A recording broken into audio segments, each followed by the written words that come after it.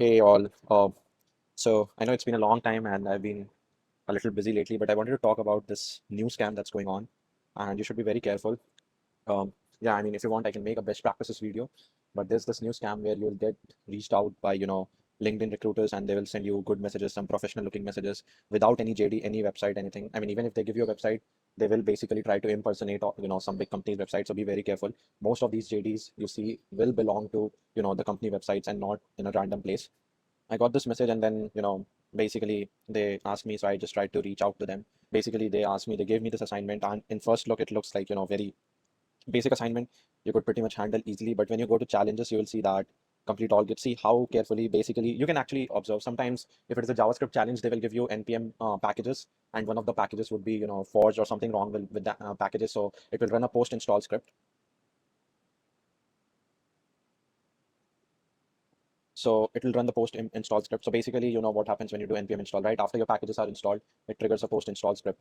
And now this script can be, forged, and they will do something like, for example, one of the common practices is to steal environment variables. So um, let's say if you're running it on your actual work machine, that will be very, very, it could be very disastrous, because there will be some environment variables which are critical for your development, but they will have the script to send it to their system, something like that they will do. To avoid these kind of things, you should always keep it on a cloud server, and whenever you require it, you load it on demand. There are ways to do so, and if you're interested in knowing how we can do that, let me know. I'll create a video on that. I've been very busy lately, but I just wanted to talk about this video because this is a kind of a scam which is very common. Anyways, so that is first thing. Now, because this is not I would say, NPM or a Node.js project, it's more like a Python project. But even the same thing can happen with Python. If you are using UV package manager or something like that, they could do that. And if you see that, it looks like, okay, this is something very good.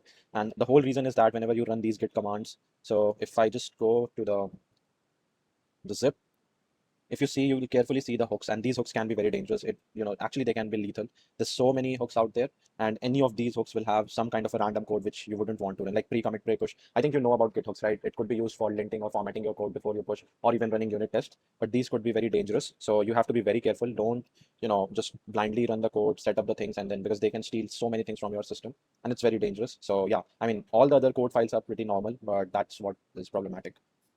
Maybe to follow best practices, avoid any such openings. Even if you do, just be very, very careful. Maybe there could be some genuine cases, but generally there is some kind of an interview round, I would say. Or if it is not, if there's an assessment round, it will be through official channels, like for example Hacker Earth or some other application. And yeah, I mean, just make sure you be very careful. Do not store anything in your uh, system which is very, I would say, critical. Like it could be AWS secret keys. What else? It could be your personal or company's confidential data. Again, always attempt these assessments on your personal machine, because let's say even if you have something critical, it stays within your boundaries.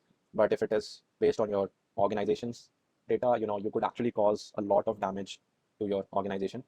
So those are some of the things that you need to be very careful about. And yeah, I mean, and there are other practices also, like always inspect the code base. Don't just blindly run it. Even unzipping it is a risky move. I mean, which I did here. But generally, whenever something executes, you will get a pop-up in Windows machine or even in the Mac machine. So just be very careful. And to be very specific, after I saw these hooks, I just asked Claude, and it just scanned it. It found this hooks folder, and here, if you see, it's basically curling to this random IP address from where it will download some shell scripts. It's basically calling for all Mac, Linux, and Windows, and then once it gets that script, then it will try to execute it, and it just says everything. Claude did a great job. So yeah, that is also a good thing. If you are not sure if it is genuine or not, you can always go through this. And if you see that they are using Ming W, which is a Git version control system in Windows. I mean, in Mac and Linux, it's pretty straightforward. You can manage it from terminal, but in Windows, if you haven't installed Ming W, which is very rare if you are a software dev and who is regularly using it. Um, but yeah, if you haven't installed that, maybe you can be safe, is what I feel. But yeah, it basically explained everything. So there's an ID number also. So if I get trapped, they'll get some commission. And if you use Git Bash, it fires. And yeah, I mean, it did a well job to explain it, and you can basically report all this repository and everything. So that's about it. I like to talk about this because it can maybe potentially save. And that's all for today's video. Thank you and have a nice day.